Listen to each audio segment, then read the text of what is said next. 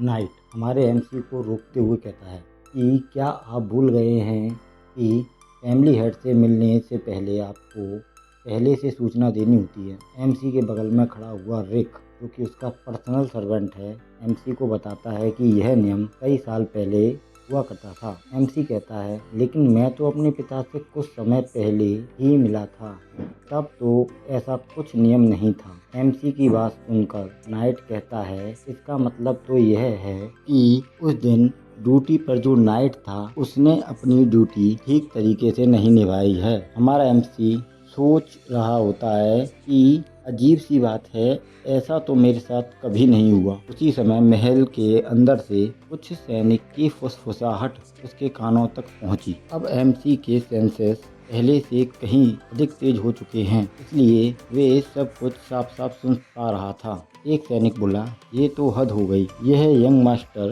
के साथ ऐसा कैसे कर सकता है। दूसरा सैनिक हंसते हुए बोला, अरे ये तो वही कायर है जो अपने छोटे भाई से हार कर भाग गया था। उसे पता है कि यंग मास्टर अपने लिए आवाज भी नहीं उठा पाएगा। तीसरा सैनिक भी मजाक उड़ाते हुए बोला, हाँ, अगर कुछ गलत हुआ तो उसकी भी जिम्मेदारी यंग मास्टर की ही होगी। एमसी ने एक गहरी सांस ली। तो मेरी अनुपस्थिति में मेरी प्रतिष्ठा इतनी गिर चुकी है कि अब हमारे अपने ही नाइट मुझे खुलेआम नीचा दिखाने लगे हैं। उसने सामने खड़े नाइट की तरफ देखा। नाइट ने हाथ से इशारा करते हुए कहा, अगली बार आने से पहले सूचना दीजिएगा। एमसी ने शांत रहकर एक लंबी सांस छोड़ी। ये बात अब हद से आगे जा चुकी है। मेरा इरादा तो धीरे धीरे सबको दिखाने का था कि मैं बदल चुका हूँ और अपनी खराब छवि को सुधारूंगा, लेकिन लगता है अब हालात मुझे ऐसा करने का समय नहीं देगा। इतना सोचकर एमसी अपनी जैकेट के अंदर हाथ डालता है और बोलता है,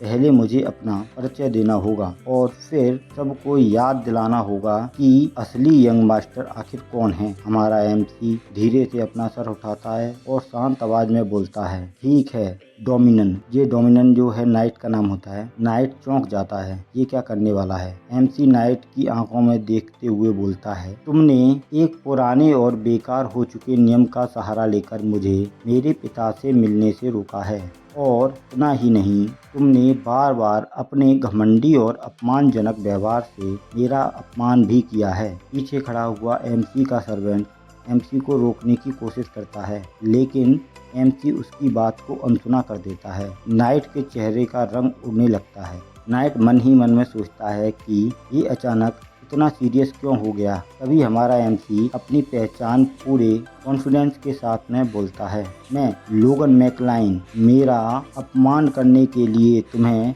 सजा दूंगा। इतना कहते ही बिजली की तेजी से अपने दस्ताने को नाइट के चेहरे पर थप्पड़ की तरह मारता है। पूरा महल गूंज उठता है। फिर एमसी अपने दृढ़ आवाज में कहता है, सर लोनियल, मैं तुम्हें औपचारिक रूप से डुएल की चुनौती देता हूँ। यह सुनते ही वहाँ मौजूद सभी सैनिक और सर्वेंट स्तब्ध रह जाते हैं। किसी ने भी कल्पना नहीं की थी कि जिसे वह कमजोर समझ रहे थे, वही आज पूरे आत्मविश्वास के साथ एक नाइट को खुलेआम चुनौती दे देगा। हमारा एमसी अपने पुराने रूप में आ जाता है और नाइट का मजाक उड़ाते हुए बोलता है, जवाब क्यों नहीं दे रहे डोमिनन, क्या तुम्हें अब डर लग रहा है। सर्वेंट अभी भी डरा होता है, एमसी को लगातार रोकने की कोशिश कर रहा होता है, लेकिन हमारा एमसी अब जोश में कहता है, तुम्हारे लिए यह अपमानजनक होगा किसी भयभीत व्यक्ति से अपनी पीठ मोड़ लेना। तुम तो बस एक बीता हुआ स्टार हो डोमिनन। ये सुनते ही नाइट का दिमाग खराब हो जाता है और वह अपने मुंह से दस्ताने को हटाते हुए बोलता है, ठीक है, जैसा तुम चाहो। दोनों डुएल के लिए आमने सामने आ जाते हैं। अब अरीना का सीन दिखाया जाता है। हमारा एमसी सख्त लौंडा बन के नाइट के सामने खड़ा हो जाता है। तभी सिपाही आपस में बात कर रहे होते हैं कि क्या यंग मास्टर सच में एक नाइट से लड़ने जा रहा है।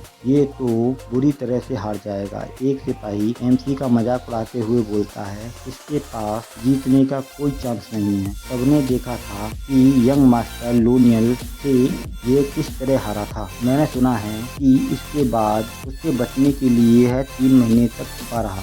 आपको क्या लगता है, यह एक नाइट के खिलाफ टिक भी पाएगा? मैं शर्त लगा सकता हूँ कि ये 10 मिनट भी नहीं टिकेगा। तभी दूसरा सिपाही बोलता है, क्या 10 मिनट? मैं इसके 5 मिनट टिकने पर 100 गोल्ड कॉइन की शर्त लगाता हूँ, वह हार जाएगा। हमारे एमसी को भी सिपाहियों की आवाज़ सुनाई दे रही होती है। वह मन में सोचता है कि किसी को भी मेरे जीतने का विश्वास नहीं है। तभी ग्रीन बाल वाला नाइट गुस्से में बोलता है कि तुम काफी कॉन्फिडेंस में लग रहे हो यंग मास्टर, मुझे उम्मीद है तुम्हें ज्यादा चोट नहीं लगेगी। हमारा एमसी नाइट की तरफ देखते हुए सोचता है कि इसकी इतनी हिम्मत नहीं है कि ये मेन ब्लड लाइन मेंबर की और नाइट के सामने इंसल्ट करे, फिर भी इसने यह पहले से किया। इसमें तो हिम्मत बिल्कुल नहीं है। के खड़ा हुआ सर्वेंट एमसी की तरफ देखते हुए सोच रहा होता है कि मुझे विश्वास नहीं हो रहा है कि यंग मास्टर एक नाइट से लड़ने जा रहे हैं। क्या ये अंत है? सर्वेंट की सांसें रुक जाती हैं। हमारा एमसी नाइट की तरफ आगे बढ़ता है और नाइट के सामने खड़ा हो जाता है। एक नाइट दोनों के बीच में रेफरी बनकर डुएल को अनाउंस करता है और दोनों को वुडन स्वॉर्ड से लड़ने के लिए कहता है। हमारा एमसी भी एग्री हो जाता है। जो सैनिक रेफरी बना होता है वह परेशान होकर सोच रहा होता है कि क्या मुझे ये होने देना चाहिए, लेकिन मैं यंग मास्टर को मना भी तो नहीं कर सकता। चलो, ये कम से कम वुडन स्वॉर्ड से तो लड़ रहे हैं, लेकिन कोई नाइट फोर्स का यूज करके लकड़ी की तलवार से भी किसी को मार सकता है। और फिर डुएल की शुरुआत करते हुए मन में सोचता है कि इस सब की मेरी कोई जिम्मेदारी नहीं है। फिर डुएल स्टार्ट करते हुए बोलता है, please sir dominant young master पर नरमी बरतें और शुरू करो। डुएल शुरू होते ही दोनों अपने स्टांस में आ जाते हैं और नाइट अपने फोर्स का यूज करने लगता है। सभी सिपाही हैरान रह जाते हैं कि नाइट फोर्स का यूज कर रहा है।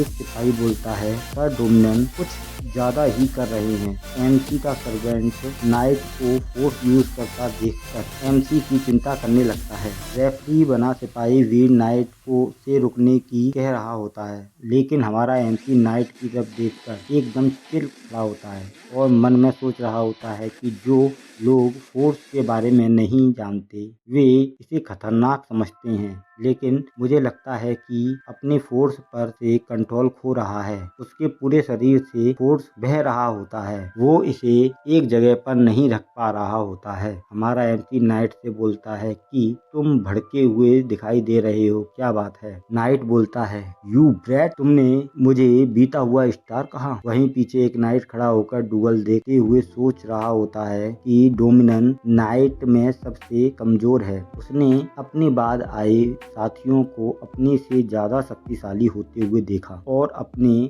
को पिछड़ते हुआ देखकर रिटायरमेंट का निर्णय कर चुका है। वह अपना दिन छोटे मोटे काम करके काट रहा था, लेकिन जैसा कि उसने अपने आप को बीता हुआ स्टार कहते हुए सुना तो वह गुस्से में आ गया। चलो, मुझे क्या, मुझे तो शाम के खाने के बारे में सोचना चाहिए। तभी नाइट गुस्से में आते हुए बोलता, तुम्हारे जैसे निकम्मे की हिम्मत कैसे हुई मुझे बीता हुआ स्टार कहने की। और तेजी से मूव करता हुआ अपने फोर्स को अपने शरीर और तलवार में लेते हुए सीधे हमारे एमसी पर अटैक कर देता है। पास में खड़े हुए नाइट्स और सर्वेंट की सांसें रुक जाती हैं। वो एक दूसरे को देखकर बोल रहे होते हैं, इस रफ्तार से तो ये यंग मास्टर को मार ही देगा। तभी जो रेफरी होता है वो बोलता है, जब यंग मास्टर ने जिद कर दी है तो मैं उन्हें कैसे रोकूं। तभी नाइट सोचता है कि मैंने वैसे तो रिटायरमेंट का फैसला कर लिया है, लेकिन मैं अपनी सीक्रेट मूव टेक्निक से इसको एक झटके में खत्म कर दूंगा और तेजी से एमसी पर अटैक करने के लिए निकल जाता है। एमसी हमारा उसको ध्यान से देख रहा होता है और फोर्स की वेव्स टकरा रही होती हैं लगातार। और तभी नाइट बोलता है, ट्रिपल किल अटैक, और एमसी पर सीधे अटैक कर देता है, लेकिन हमारा एमसी उसे एक हाथ से ही साइड में कर देता है और वो उसको हटाने की पूरी कोशिश करता है, लेकिन वह एमसी की तलवार को नहीं हटा पाता और उसके हाथ से तलवार छूटकर नीचे गिर जाती है। एमसी आराम से चिल होकर खड़ा होता है, उसके शरीर के चारों ओर उसका फोर्स होता है। तभी हमारा एमसी उसकी तरफ तलवार करते हुए बोलता है कि मुझे मत बताना कि बस यही तुम जानते हो बस, और तुम खुद को एक नाइट बोलते हो। ये देखकर सिपाहियों की चीखें निकल जाती हैं, सब लोग अपना सर खुजाने लग जाते हैं, सब लोग एकदम दंग रह जाते हैं, सभी सर्वेंट भी एकदम दंग होते हैं। हमारा एमसी उस नाइट की गर्दन पर तलवार रख देता है। तभी कुछ सिपाही बोलते हैं, मुझे तो पता ही नहीं चला कि क्या हुआ। ये कहता होता है, यंग मास्टर ने ये कैसे कर दिया। तभी हमारा एमसी बोलता है, क्या तुम अपने आप को फोर्स यूजर कहते हो। तभी जो रेफरी बना हुआ होता है वो एमसी के पास आता है और बोलता है, तो हमारा एमसी उससे बोलता है कि मैंने सोचा कि मैं डोमिनियन को एक और अवसर दूं। और उस नाइट की तरफ देखते हुए बोलता, क्या कहते हो तुम, एक और मौके की जरूरत है तुम्हें। तभी रेफरी बोलता है, जैसा आप चाहें सर। तो डोमिनियन से पूछता है, तुम बताइए क्या चाहते हो तुम। डोमिनियन को लगता है कि ये शायद धोखे से हो गया है और वो कहता है, ठीक है मैं दोबारा करूंगा। और उसे लगता है कि ये ऐसा कैसे हो सकता है, मैं इस कमजोर से कैसे हार सकता हूँ। नहीं, और अपनी तलवार को उठा लेता है और जोर से चिल्लाते बोलता है, ऐसा नहीं हो सकता। और हमारे एमसी पे जोर से एक और स्लैश मारता है। हमारा एमसी उसे दोबारा से एक झटके में हटा देता है और उसकी तरफ देखते हुए सोचता है कि ये ओवरहीट हो चुका है और यह बहुत ज्यादा कोशिश कर रहा है, ये कुछ नहीं कर पाएगा। उसके ऊपर हीरो हमारे एमसी का फोर्स पड़ता है, वैसे ही वो इसका झटका नहीं झेल पाता है और वो है घायल हो जाता है और जमीन में गिर पड़ता है। और हमारा एमसी बोलता है, मैंने तुम्हें एक और मौका दिया था। जो नाइट होता है वो अपना मुंह पकड़ लेता है। अब उसे हार मान लेनी चाहिए। आसपास के लोग बोल रहे होते हैं कि अब तो इसे हार मान लेनी चाहिए। वो भी शर्मिंदा होता है, अपनी नाक से खून निकलता हुआ देखकर घबरा रहा होता है और बोलता है, यंग मास्टर मैं हार गया। लेकिन हमारा एमसी वहाँ पे भी नहीं रुकता, फिर उसकी लगाता है कुटाई और अपने मन में सोचता है कि यदि मैं ऐसे लोग जो कि हमारा विद्रोह करते हैं उनको सही सबक नहीं सिखाऊंगा तो ये हमारे लिए खतरनाक होगा, मुझे इनको पनिशमेंट देना ही होगा। और खतरनाक चेहरा बनाते हुए नाइट के ऊपर बरसात कर देता है अपनी तलवारों की और उसे कड़ी तरीके से कूटता है। उसको देखकर सभी लोगों की सांसें रुक जाती हैं, कहते हैं, सच्ची में ये तो वो कितना क्रूर है। सभी सिपाही कह रहे होते हैं, यंग मास्टर रुक जाइए। तभी एक सिपाही बोलता है, महज 3 महीनों में इतना शाली कैसे हो गया, शक्ति को जागृत कर लिया इसने, लेकिन इसकी तलवारबाजी भी पूरी तरह से बदल गई है। ये कैसा कैसा कर सकता है, वो तो ऐसे तलवारें चला रहा है जैसे कि दशकों से अपनी तलवार चला रहा है। हमारा एमसी ऊपर तलवार लेकर खड़ा होता है, वहाँ पर उसकी हालत नाइट की हालत खराब हो जाती है और तभी रेफरी कहता है, विजेता है, हमारे एमसी को विजेता घोषित कर देता है। तभी सीन चेंज होता है और एमसी के फादर के रूम का दिखाया जाता है। तो उसके फादर उससे कहते हैं, आप वाकई में ही काफी प्रतिभाशाली थे, ऐसा लगता है कि आपने फोर्स का प्रयोग करना सीख लिया है, आपकी ट्रेनिंग के दौरान ऐसा क्या हुआ था। हमारा एमसी कहता है कि आखिरकार आपने मेरी फोर्स की पावर देख ही ली और बोलता है, मैंने बस अपने लालच को त्यागने का संकल्प लिया। जब मैंने उस मानसिकता के साथ परीक्षण लिया तो अचानक मुझे अपने भीतर बाहर की ओर एक शक्ति का प्रभाव महसूस हुआ। हमारा हीरो मन में सोचता है कि ये बकवास जैसा लग रहा है, लेकिन वास्तव में पिछले जन्म में मुझे ऐसे ही फोर्स का ज्ञान हुआ था। हाउस मैकलाइन का बदला लेने के लिए जब मैंने काफी सब कुछ त्याग दिया तभी मुझे फोर्स की जानकारी हुई। मैं केवल एक बार में अमेरिका के 40 के दशक में प्रतिबंधित किया। ऐसा लगता है तुम सचमुच में बदल गए हो। एमसी के फादर एमसी की तरफ देखते हुए बोलते हैं, हालांकि तुमने उस अपनी नई पावर का इस्तेमाल करते हुए पहले हमारे ही नाइट पर हमला करा, ऐसा तुमने क्यों किया। तभी हमारा एमसी बोलता है, उस आदमी ने इतना बुरा किया था कि उसे यही सजा मिलनी चाहिए। फादर, आपने सैनिकों से पूरी कहानी जरूर सुनी होगी। हमारा एमसी का फादर चिल्लाते हुए बोलता है, मैंने ऐसा किया, लेकिन इसका मतलब यह नहीं है कि आपको उस आदमी को बुरी तरह से पीटने की जरूरत। असल में हमारे एमसी ने उसे सभी तरीके से पीटा होता है। हाँ, हमारा एमसी बोलता है, हाँ मैंने किया है ये। तभी एमसी का फादर बोलता है, क्या सच में तुम्हें उसे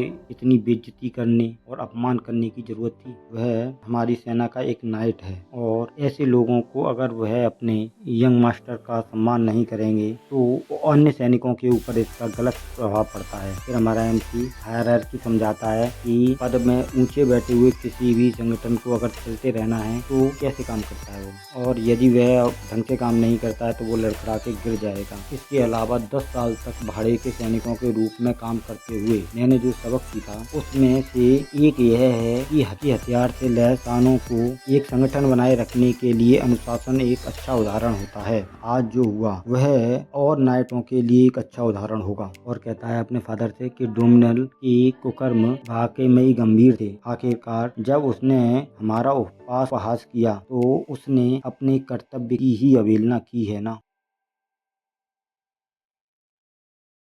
एमसी के फादर एमसी को चुप रहने के लिए कहते हैं। एमसी मन में सोचता है, ये मुझे ऐसे ही नहीं जाने देंगे। एमसी के फादर एमसी से कहते हैं कि तुम सजा पाना चाहते हो। एमसी घबराते हुए कहता है, बिल्कुल नहीं।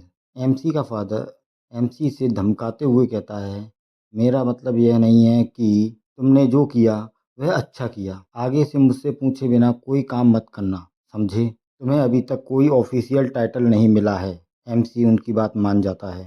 एमसी के फादर, तुम्हें मालूम होना चाहिए कि कुछ दिनों में लीना तुम्हारी मंगेतर हमसे मिलने आ रही हैं। एमसी खुश होते हुए, आखिरकार वो समय आ गया है जब मेरे पैसे कमाने का मौका आएगा।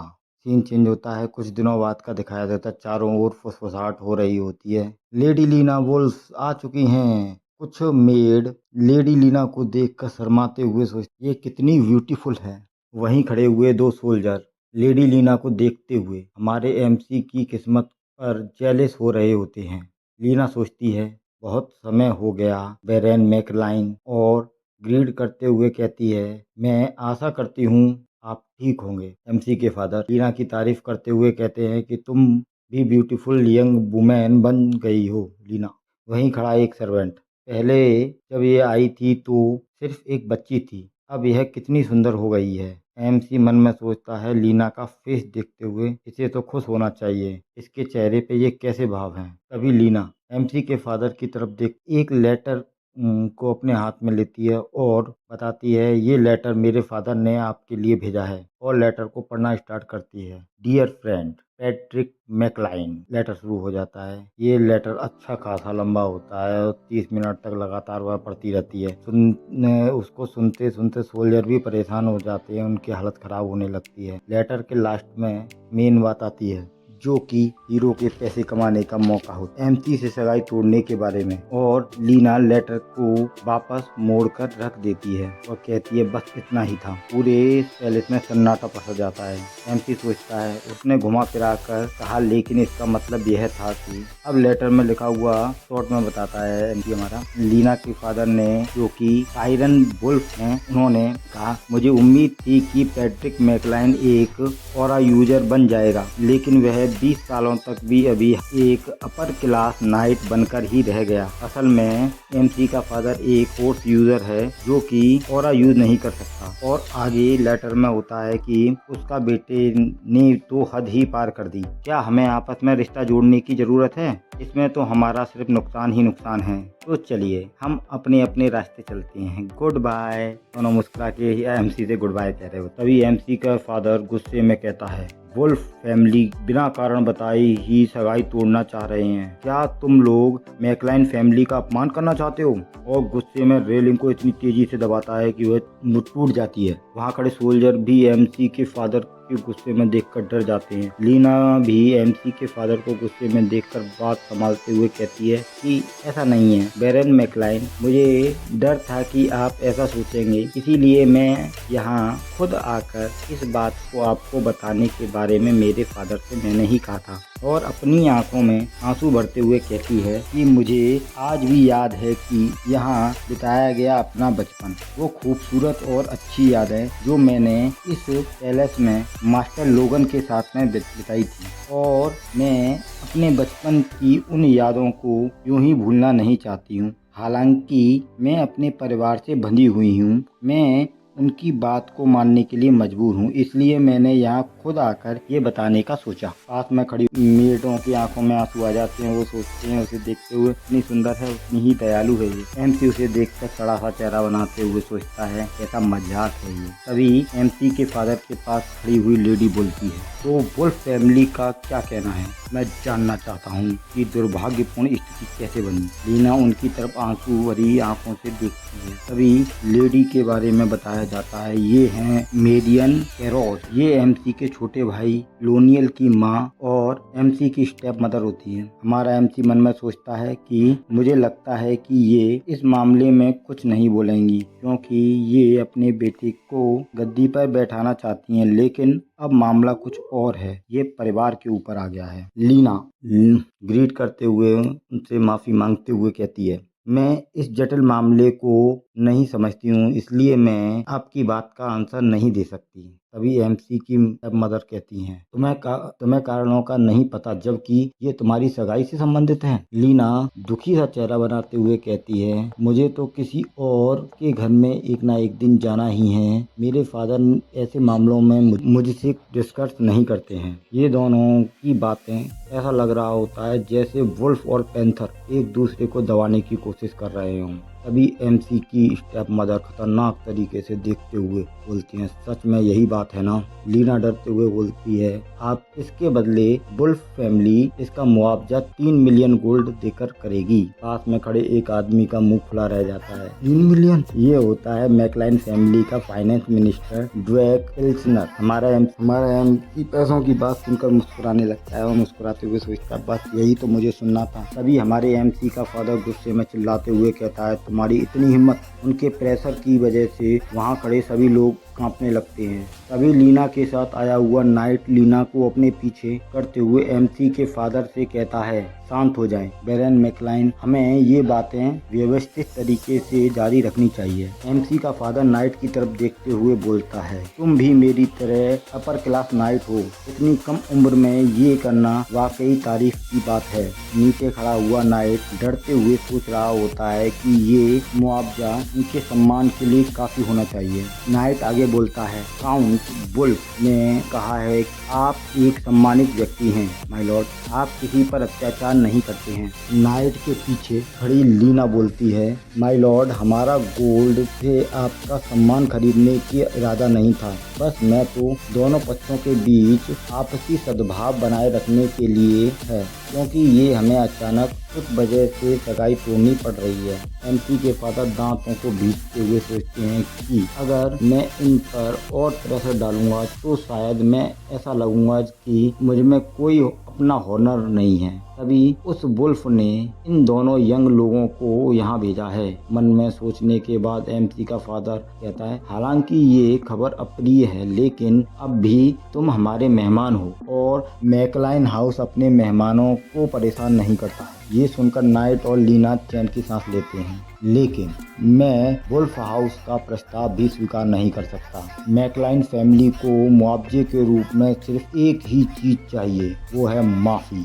आप मेरे बेटे से ऑफिशियल रूप से माफ़ी मांगेंगी। मैं इसके अलावा और कोई मुआवजा नहीं मानूंगा। वहाँ खड़े सोल्जर भी एमसी के फादर की बात सुनकर गर्व के साथ में अपने लॉर्ड की तारीफ करने लगते हैं। तभी एमसी अपने फादर को रोकते हुए बोलता है, इस सगाई के टूटने में सबसे ज़्यादा प्रभावित मैं हुआ हूँ, इसलिए मैं कुछ सुझाव देना चाहूँगा। और खतरनाक चेहरा बनाते हुए कहता है, मुझे ये पैसा चाहिए हर हालत में। एमसी सोचता है, सिर्फ मौखिक माफ़ी गोल्ड के आगे बेकार है। ये पैसा हमारे पूरे साल के खर्चे के लिए काफ़ी होगा। इसके अलावा इसमें से भी आधी फाइनेंस सपोर्ट मेरी सौतेली माँ की फैमिली की तरफ से आती है। अगर यह मदद रुक जाए तो हम बर्बाद हो जाएंगे। हम अपनी इज्जत के बारे में सोच भी नहीं सकते। ये तो बिल्कुल बेतुका है।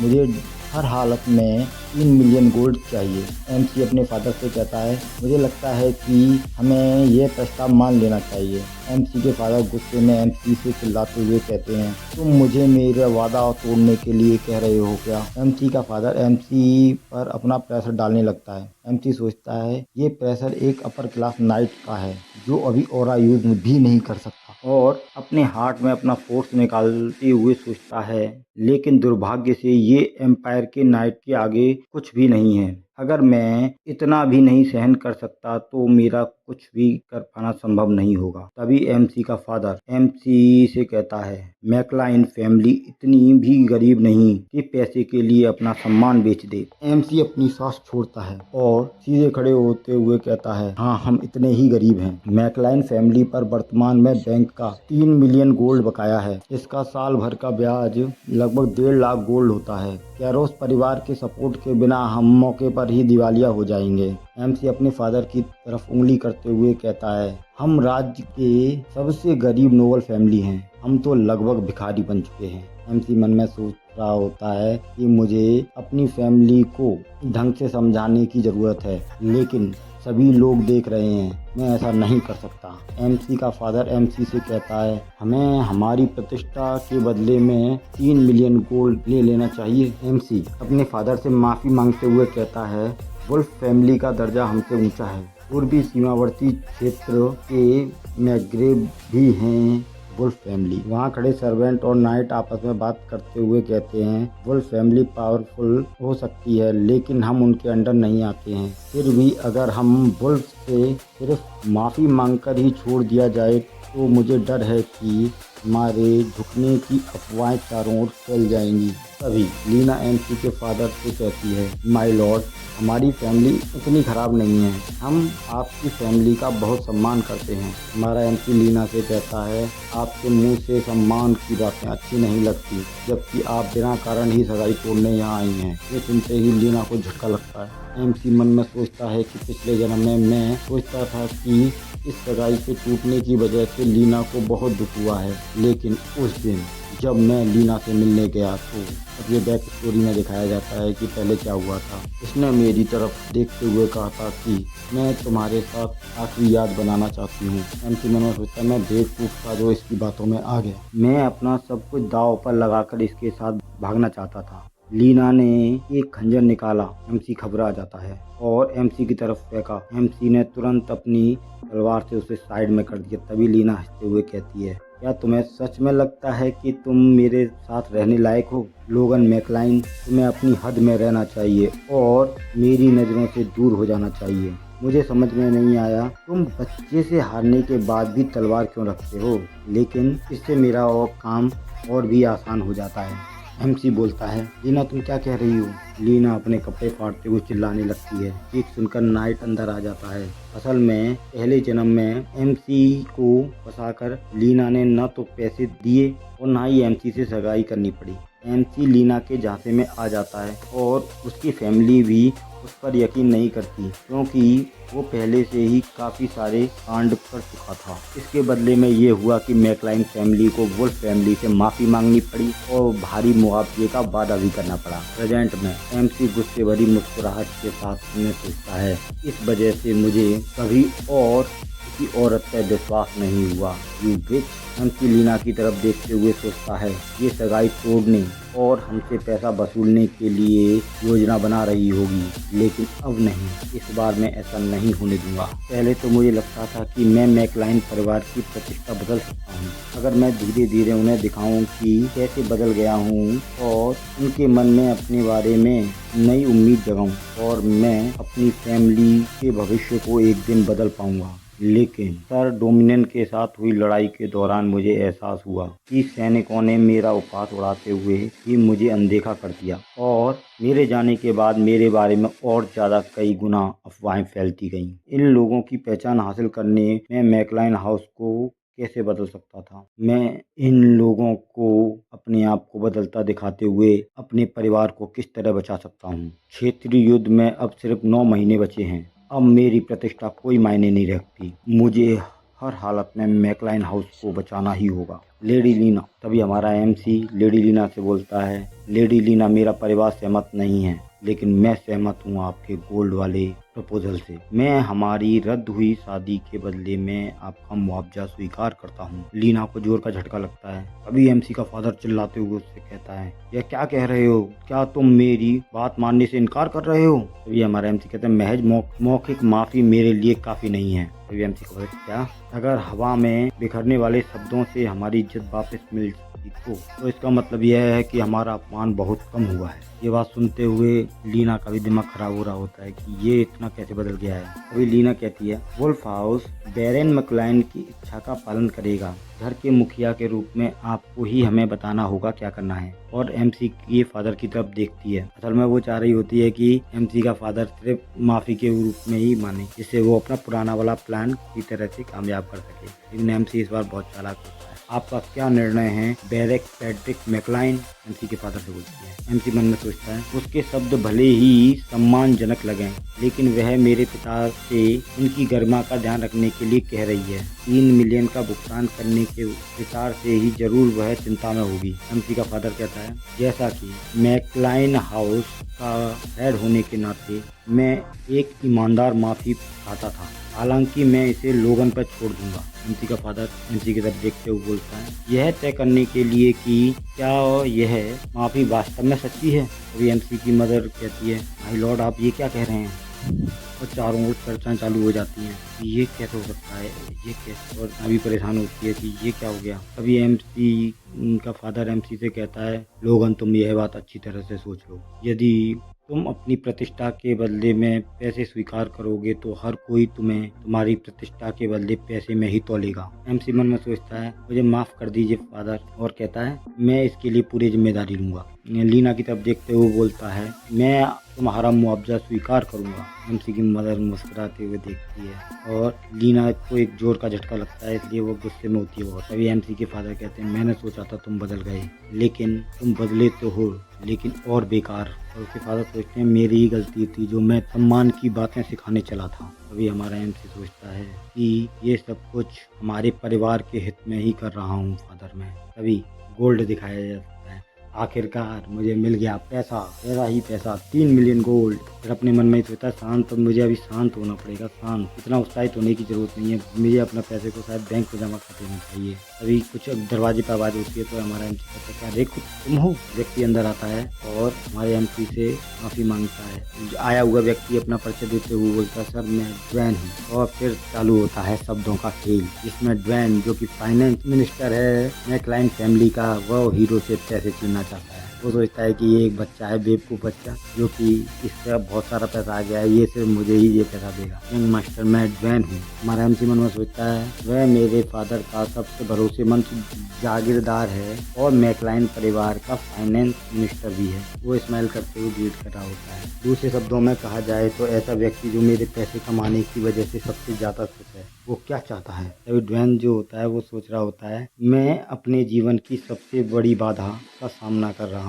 मैकलाइन परिवार के वित्तीय अधिकारी के रूप में मैं अपने कम बजट में भी अपने परिवार चलाने के लिए जिम्मेदार रहा हूँ। सोच रहा होता है कि कैसे सिपाही उससे सर्दियों के समय के लिए और सामान की डिमांड कर रहे हैं, और वो लोगों से समों से मना कर रहा होता है कि मेरे पास पैसे नहीं है, मैं मुझसे और पैसा मत मांगो, और पैसा चाहिए। उसका दिमाग खराब होता है और मन में सोचता है कि अगर मैं इस क्षेत्र में जन्मा नहीं होता तो मैं यहाँ से भाग जाता। लेकिन उसी क्षण मुझे आने वाले वर्ष जीवन बहुत आसान करने का एक मौका मिला, बशर्ते सही बात कहूँ। अगर मैं सही बात कहूँ तो मेरा पूरा साल आसानी से कट सकता है। वो हमारे हीरो की तरफ देखते हुए सोच रहा होता है और हमारे हीरो को इस रूप में देख रहा होता है कि वो एक बच्चा है जो बाहर की दुनिया के बारे में कुछ नहीं जानता है, और मन में मुस्कुरा रहा होता है और सोचता है, तुम्हें मुझे अपना सारा पैसा देना होगा। और हंसते हुए कहता है, मैं बस आपको ग्रीट करने आया था, कल आपके शब्दों ने मुझे बहुत ज़्यादा प्रभावित किया है। आपने पीछे हटने से इनकार कर दिया, भले ही आप पर अनुचित सौदे को स्वीकार करने के लिए कितना दबाव डाला गया, और आप अपने निर्णय पर टिके रहे।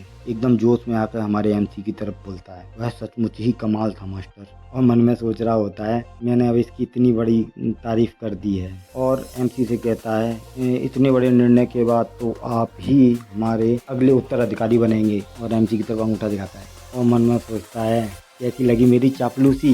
तुम्हारा व्यवहार इतना बुरा है कि लगता है किसी ने तुम्हारी पहली बार इतनी तारीफ की है। अब अपना दिल और बटुआ दोनों मेरे लिए खोल दो। हमारा एमसी सोच रहा था, क्या बकवास कर रहा है, इतना घिनौना है। और मन में सोचता है कि मुझे यही उम्मीद थी कि क्लाइन हाउस की परेशानी के बाद ये 3 मिलियन गोल्ड सूखी जमीन पे बारिश की तरह होंगे। और एमसी से कहता है, आपके प्रयासों से मैकलाइन हाउस की स्थिति में काफ़ी सुधार हो। अभी हमारा एमसी उससे कहता है, इससे हाउस पर क्या असर पड़ने वाला है, ये तो मेरा पैसा है। ये सुनते उसे बिजली कड़क जाती है और वो हमारे हीरो की तरफ देखते हुए कहता है, ये प्रूफ। और हमें हमारा हीरो उसको पैसे की तरफ लालच भरी आंखों से देखता हुआ दिखाई देता है। और वो मन में सोचता है, यह पूरी तरह से पागल हो चुका है, ये पूरे पैसे का इस्तेमाल करना चाहता है। और फिर मन में सोचता है, अपने आप को शांत करते हुए सोचता है कि मुझे अपने अतीत के बारे में सोचना होगा, मुझे अपना आपा नहीं खोना है किसी तरह से। फिर वो सोचता है कि मैं कैसे लोगों से पैसा मांग मांग कर अपने परिवार को चलाया है, मुझे इसकी आदत है लोगों से पैसा मांगने की, इसलिए मुझे अपने आप को शांत रखना होगा। और उसकी आंखों में आंसू आ जाते हैं। और एमसी उसकी तरफ देखते हुए, ये रो क्यों रहा है? और वो उससे पूछता है, क्या हमारी स्थिति इतनी खराब है? तभी फाइनेंस मिनिस्टर उसकी तरफ देखते हुए बोलता है, शायद तुमने सुना होगा कि हमारे ऊपर 30 लाख गोल्ड का कर्ज है, उसका खाली इंटरेस्ट ही हर साल 1.5 लाख गोल्ड जाता है। एमसी कहता है ये तो मुझे पता है, और उससे कहता है कि लेकिन ये तो फसल कटाई का समय है और इससे हमारी जो ब्याज की समस्या आसानी से सुलझ सकती है। तभी मिनिस्टर सोचता है इसे ये भी पता है। हाँ, और बात बनाते हुए कहता है हमेशा ही पैसे की जरूरत रहती है क्योंकि हमारे पास पैसे की कमी है। और हमारे हीरो कहता है कि अगर हमारी थोड़ी सी मदद कर दें तो। तभी हमारा हीरो उसे देखते हुए कहता है मुझे माफ़ करना। तभी वो मिनिस्टर बोलता है माफ़ करना, लेकिन क्यों? मुझे लगता था कि तुमने क्लाइंट परिवार के खातिर अपने पिता के फैसले को चुनौती दी है। तभी हमारा एमसी कहता है हाँ मैंने दी है, तो फिर तुम मुझे अपना पैसा क्यों नहीं दे रहे हो जिससे आपके परिवार को आसानी से चला सकूं। तभी हमारा एमसी कहता है मैं इस पैसे का इस्तेमाल घर की मरम्मत में करूंगा, लेकिन क्या यह बस साल भर का खर्चा चलाने में यूज करना चाहते हो तुम इस पैसे का? हमारा एमसी सोचता है कि मुझे लंबे टाइम के लिए सोच रखनी होगी। तभी फाइनेंस मिनिस्टर सोच रहा होता है कि बस बेवकूफ में पैसे मेरे पास छोड़ दो, ज्यादा बातें मत बनाओ। फिर हमारा एमसी कहती है मान लीजिए मैंने इस पैसे का इस्तेमाल तुम्हारे कर्ज को चुकाने में किया, तो फिर हमारी स्थिति बदल जाएगी क्या? तभी फाइनेंस मिनिस्टर बोलता है अच्छा हमारा बजट बढ़ जाएगा और कम से कम कुछ वर्षों के लिए हमारे क्षेत्र में पैसे संबंधी जितने भी काम है आसानी से हो पाएंगे और हम चैन की सांस ले पाएंगे। फिर एमसी पूछता है और फिर क्या? फिर वो कहते हैं क्या फिर क्या मतलब? फिर हमारा एमसी कहता है हम फिर से कर्जे में डूब जाएंगे ना, हमारे पास बेचने के लिए कोई ऐसी चीज नहीं है जिससे कि हम अपना रेवेन्यू बढ़ा सकें। हमारी दोबारा से वही स्थिति हो जाएगी, हम पे दोबारा कर्ज हो जाएगा। मैं हमें उस साइकिल से निकालना चाहता हूँ जो हमारे परिवार में बन गई है बार बार उधार की, इसलिए मैं इस पैसे का इस्तेमाल अपने प्लानिंग के लिए करूंगा। फाइनेंस मिनिस्टर उसकी तरफ देखते हुए सोचता है क्या ये वही बेवकूफ है जो पूरे जो राज्य में प्रसिद्ध है? वो फाइनेंस मिनिस्टर सोचता है कि मुझे लगता था कि ये नासमझ बच्चा अपने परिवार के बारे में बिल्कुल नहीं सोचता है। तभी हमारा एमसी उससे कहता है मुझे इस बारे में आपसे कुछ पूछना है, मेरी सहायता करेंगे तो मैं आपको साल भर के लिए कुछ पैसा काम करने के लिए थोड़ा बहुत पैसा देने के लिए तैयार हूँ। तभी फाइनेंस मिनिस्टर बोलता है आप मुझसे क्या पूछना चाहते हैं? तभी बोलता है मुझे कुछ पहाड़ी के सिपाहियों की भर्ती करनी है। और हमारा एमसी तैयार हो जाता है बैग लेके जब महल को छोड़ के जाने के लिए, और उसका जो सर्वेंट होता है उसे रोकना चाह रहा होता है और वो उससे कह रहा होता है कि सर अभी तो ट्रेनिंग से लौट कर आए हैं। हमारा एमसी कहता है मुझे और पैसा कमाना है। तभी उस रिक कहता है कि सर आपने काफ़ी पैसा कमा लिया है। वो कहता है एमसी कहता है हमें और पैसा चाहिए। फिर जो रिक उसका पर्सनल सर्वेंट होता है वो कहता है सर आपको लॉर्ड किसी भी हालत में अनुमति नहीं देंगे, हाल ही में महल में बहुत सारा तनाव का माहौल है। तभी हमारा ये कहता है मैं तुम्हारी इस बात से सहमत हूँ लेकिन मैं चुपचाप निकल जाऊंगा। ये सुनते ही सर्वेंट की चीख निकल जाती है। तभी हमारा एमसी कहता है शांत रहो बेवकूफ, और मन में सोचता है अगर मैं अपनी प्रतिष्ठा को अंदर से ठीक नहीं कर सकता हूँ तो मुझे बाहर से इसको ठीक करने की कोशिश करनी चाहिए। कहता है सौभाग्य से मुझे इस समय बाहरी दुनिया में जो हो रहा है उसकी अच्छी जानकारी है, क्योंकि मैं पिछले जन्म में इसी समय अपने महल से बेदखल कर दिया गया था और जगह जगह में भटकता रहा था। सबसे पहले मुझे कुछ लोगों की भर्ती करनी होगी। तभी सर्वेंट कहता है आप सोच क्या रहे हो मास्टर, तुम अभी भाग नहीं सकते। तभी एमसी हमारा उसकी तरफ देखते हुए बोलता है तुम इतने जिद्दी क्यों, तुम मेरी बात क्यों नहीं मानते? तभी सर्वेंट जमीन में लेट जाता है, कहता है तुम्हें कुछ हो जाए अगर तुम्हें मेरी लाश के ऊपर से जाना होगा। तभी हमारा हीरो उसकी तरफ देखता है और उसके ऊपर से निकल के जा रहा होता है। तभी वो रुको रुको रुको रुको सर रुको मास्टर, यंग मास्टर रुक जाओ। तभी हमारा जो एमसी होता है कहता है चिंता मत करो, मैं अपने फादर के लिए एक लेटर छोड़ जाऊंगा जिससे तुम्हारे ऊपर कोई दोष नहीं आएगा। एक मन में सोच रहा होता है ये पता नहीं मन में क्या प्लान बना रहा है, और उसकी शक्ल की तरफ देखता है और फिर थोड़ी देर बाद उसकी हालत खराब होने लगती है और वो सोच रहा होता है कि एमसी का फादर जब लेटर पढ़ेगा तो उसकी क्या हालत होगी। और वो उस लेटर में लिखी हुई चीज़ों के बारे में सोच रहा होता है कि उसमें लिखा है कि मेरी सगाई टूटने में मेरा दिल टूट गया, इसलिए मैं कुछ समय के लिए घूमने जा रहा हूँ, मुझे ज़्यादा देर नहीं लगेगी। जो सुनते ही उसके फादर उसका लेटर फाड़ देते हैं और जोर से चिल्लाते हैं लोगों। ये सोचते ही उसकी हालत खराब हो जाती है और वो सोचता है बेवकूफ मूर्ख वापस आ जाओ, रुक जाओ, मुझे मत फंसा के जाओ। हमारा एमसी जब रास्ते में चल रहा होता है तो सोचता है कि 200 साल पहले मैकलाइन हाउस की स्थिति कई बेहतर थी। यह एक ऐसा क्षेत्र हुआ करता था जो अपने पड़ोसी जिस काउंटी कैसलॉन तक फैला हुआ था। साथ ही सिल्वन और टेरेटा के डिस्काउंट पद भी थे, विशाल बर्फीले मैदानों के ऊपर स्थित थे। मैकलाइन परिवार के मुखिया को काउंट की उपाधि प्राप्त थी और इस प्रकार मैकलाइन हाउस को मीडिया साम्राज्य के दक्षिण पश्चिम क्षेत्र के शासक के रूप में सम्मानित किया जाता था। लेकिन वर्तमान मुखिया पैट्रिक मैकलाइन से ठीक पहले 3 पीढ़ियों की असफलताओं के कारण परिवार की उपाधियों का दर्जा कम होता गया और इसका क्षेत्र सिकुड़कर एक बेहद छोटे इलाके में सिमट गया। वह विशाल अन्न भंडार, जिसे कभी मैकलाइन मैदान कहा जाता था, सबसे शक्तिशाली जमींदारों को सौंप दिए गए और बाकी सभी उपयोगी भूमि शेष लोगों में बांट दी गई। हाउस मैकलाइन का अब लगभग सारा इलाका बांटा है। अब सिर्फ हमारे पास कुछ ऊबड़ खाबड़ जमीन ही रह गई है। हमारे पास बेचने के लिए अब कुछ नहीं है और पहाड़ों के करीब होने की वजह से हमारे पास कोई तांबे की खान भी नहीं है। इस रफ्तार से तो अगर हम क्षेत्रीय युद्ध जीत भी जाते हैं तो भी हमें कैरो परिवार की मदद लेनी ही पड़ेगी। इस दुष्चक्र को तोड़ने के लिए हमें कुछ बड़ी रकम की जरूरत है। मेरे पास 3 मिलियन है, इससे भी ज्यादा। अभी हमारा एमसी एक शहर में पहुंच जाता है और उस शहर की तरफ देखते हुए बोलता है, इस शहर में ही वह व्यक्ति रहता है जिसकी मुझे पैसा कमाने के लिए जरूरत है। काइल गार्डिया साम्राज्य का सबसे बड़ा व्यापारी नगर। अभी उस शहर के बारे में बताया जाता है। जो काइल शहर है तो गार्डिया साम्राज्य का सबसे बड़ा व्यापारिक नगर है। अभी हमारा एमसी वहाँ से निकल के जा रहा था। लोग सोने की अंगूठी के बदले में 10 सोने के सिक्के दीजिए। कोई ढाल बेच रहा होता है, कोई दक्षिण की आई सब्जियां बेच रहा होता है। और हमारा एमसी सोचता है इसके सामने तो हमारा राज्य एक गाँव की तरह लगता है। और एक